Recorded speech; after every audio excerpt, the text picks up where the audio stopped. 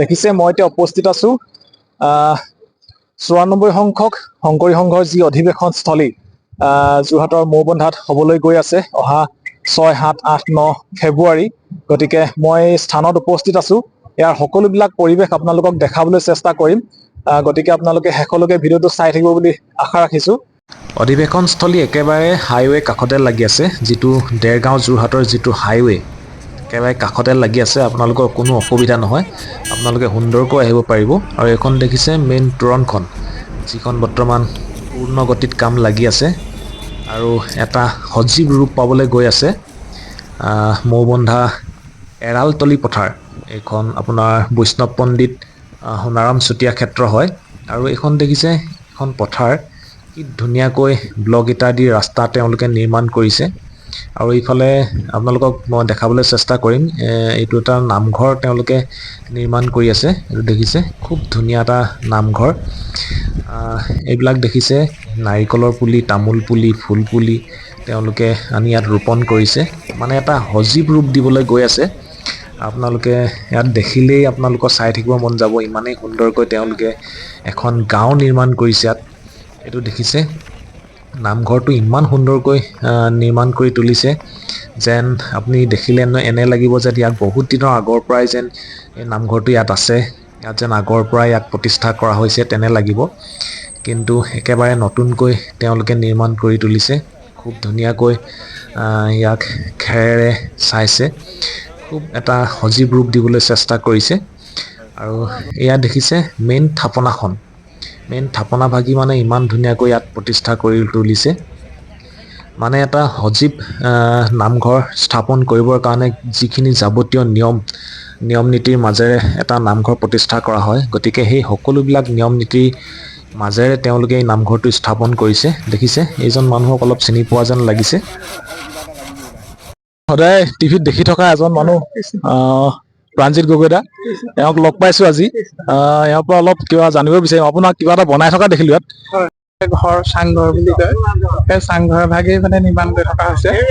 এই ভকত আহিলে অকনমান জিৰণি ল'ব পাৰিব, তাৰপিছতে কৃষ্ণ মানে ফটো মাৰিব পাৰিব। আজিকালি আৰু জানেই এইটো ফটোৰ কথাটো।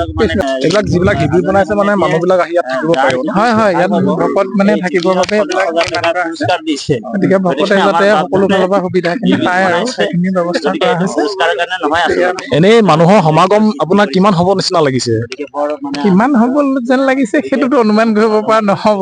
গতিকে গুৰুজনাৰ মানে আদৰ্শৰে অনুপ্ৰাণিত অসম ভূমি যিহেতু, গতিকে অসম ভূমি গুৰুজনাৰ আদৰ্শৰে অনুপ্ৰাণিত মানে ৰাজ্য।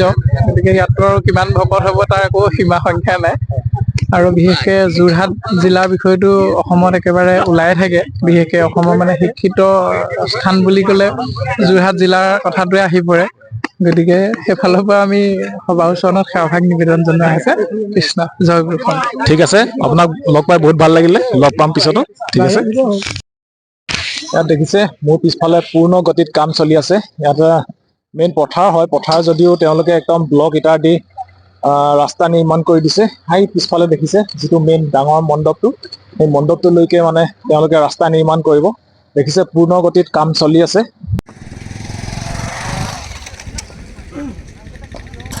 ইয়াত বিশেষকৈ বিভিন্ন ঠাইত শিবিৰবিলাক নিৰ্মাণ কৰি থকা হৈছে। এইটো দেখিছে এটা ডাঙৰ শিবিৰ ইয়াত নিৰ্মাণ কৰি আছে। ইয়াত মই আপোনালোকক দেখাবলৈ চেষ্টা কৰিছোঁ। ইয়াত প্ৰায় 12,000 সেৱা বাহিনী থাকিবৰ কাৰণে তেওঁলোকে ব্যৱস্থা কৰিছে। বিভিন্ন জেগাত বিভিন্ন ধৰণে শিবিৰ নিৰ্মাণ কৰি দিছে, যাতে ভক্তপ্ৰাণ ৰাইজ আহি যিসকল ইয়াত থাকিব তেওঁলোকৰ যাতে কোনো ধৰণৰ অসুবিধা নহয়, তাৰ প্ৰতি তেওঁলোকে বেছিকৈ ধ্যান দিছে।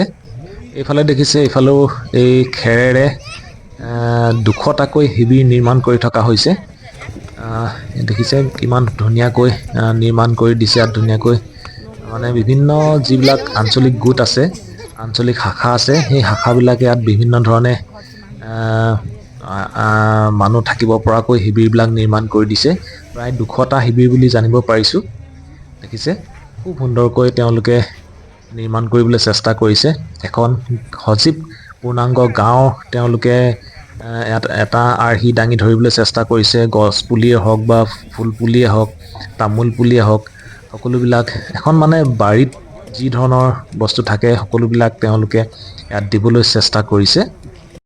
এইটো দেখিছে মোৰ পিছফালে এইটো এটা ধুনীয়াকৈ বনাই আছে তেওঁলোকে। এইটো ইয়াতে মেইন যিখন ধৰ্মধ্বজা তেওঁলোকে ইয়াতে উত্তোলন কৰিব আৰু তাৰ কাৰণে প্ৰস্তুতি চলাই আছে। দেখিছে মৌবন্ধাৰ এৰালতলি পথাৰ দ্বিতীয় বৈকুণ্ঠপুৰীলৈ পৰিণত হ'বলৈ গৈ আছে। দেখিছে কি সুন্দৰ প্ৰস্তুতি। ইয়াত এই মেইন যিখন ধৰ্মধ্বজা এই ধৰ্মধ্বজাখন ইয়াতে উত্তোলন কৰা হ'ব। মেইন ধৰ্মধ্বজা য'ত উৰুৱাব তাৰ কাষেদি এটা ডাঙৰ এটা খাল নিৰ্মাণ কৰি দিছে। ইয়াতে পিছলৈ তেওঁলোকে পানী ইয়াতে ভৰ্তি কৰি দিব। তাৰপিছতে ইয়াত কিবা কিবি মেলাৰ কথা কৈছে, মাছেই হওক বা কিবা কিবি। পিছলে কেনে হয় আপোনালোকে দেখিবলৈ নিশ্চয় পাবই যদি আহে। ঠিক আছে, গোটেই চাৰিওফালে মানে এটা ডাঙৰ খাল টাইপৰ বনাই দিছে। এইটোৱে হৈছে অতিথি আপ্যায়ন স্থলী। দেখিছে এটা বিশাল আয়োজন তেওঁলোকে কৰি আছে। ইয়াতে অতিথিবিলাকে খোৱা বোৱাৰ ব্যৱস্থা কৰিব পাৰিব। ইয়াত অতিথিসকলৰ কাৰণে সকলোবিলাক তেওঁলোকে সুবিধা কৰি দিব, খোৱাৰ লগতে পানী আদি সকলোবিলাক। এটা ডাঙৰ অনুষ্ঠান হয় যিহেতু। এইফালে দেখিছে 200টাকৈ চৌকা নিৰ্মাণ কৰা হৈছে। প্ৰায় 300-400 ৰান্ধনীয়ে ইয়াত খাদ্য প্ৰস্তুত কৰিব। একেলগে 15,000 লোকে ইয়াত খাদ্য গ্ৰহণ কৰিব পাৰিব। এইফালে দেখিছে কেনেধৰণে খৰি ব্যৱস্থা কৰি ৰাখিছে আৰু এইফালে পানীৰ কাৰণেও সুবিধা কৰি ৰাখিছে যাতে কোনো ধৰণৰ অসুবিধা নহয়। আৰু এইটো দেখিছে এইটোৱে হৈছে মেইন মণ্ডপটো। এটা বিশাল আকাৰৰ এটা মণ্ডপ হয়। ইয়াতে আচলতে মেইন ডাঙৰ প্ৰগ্ৰেমবিলাক হ'ব। দূৰ দূৰণিৰ পৰা আহিব ডাঙৰ মন্ত্ৰী মিনিষ্টাৰৰ পৰা আদি কৰি ডাঙৰ ফাংচনবিলাক ইয়াতে অনুষ্ঠিত হ'ব। গতিকে এটা ডাঙৰ বিশাল আকাৰেৰে এই মণ্ডপটো তৈয়াৰ কৰা হৈছে। দেখিছে পৰিৱেশটো আপোনালোকক এবাৰ দেখাই দিছো মই। খুব এটা ডাঙৰ মণ্ডপ হয়। এইটো দেখিছে এইটো আটাইতকৈ ডাঙৰ শিবিৰটো। এতিয়ালৈকে মই আপোনালোকক কেইবাটাও শিবিৰ দেখালো, তাৰ ভিতৰত আটাইতকৈ ডাঙৰ শিবিৰটোৱে হৈছে এইটো। অতিথি থাকিবৰ কাৰণে ব্যৱস্থা কৰি দিছে তেওঁলোকে। এটা খুব বিশাল আকাৰত নিৰ্মাণ কৰিছে। দেখিছে ইমান এটা ডাঙৰ অনুষ্ঠান, গতিকে কিমান মানুহ কিমান ভক্তৰ সমাগম হ'ব ইয়াত কোনো হিচাপ নাই।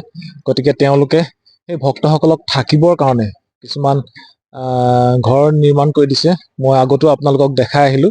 দেখিছে এইটো এটা ডাঙৰ বিশাল আকাৰত তেওঁলোকে নিৰ্মাণ কৰি দিছে। ইয়াতো বহুত আহি ভক্ত ইয়াত থাকিব পৰা ব্যৱস্থা কৰি দিছে। এই শিবিৰটো ইমান ধুনীয়াকৈ নিৰ্মাণ কৰিছে আপোনালোকে চাওক।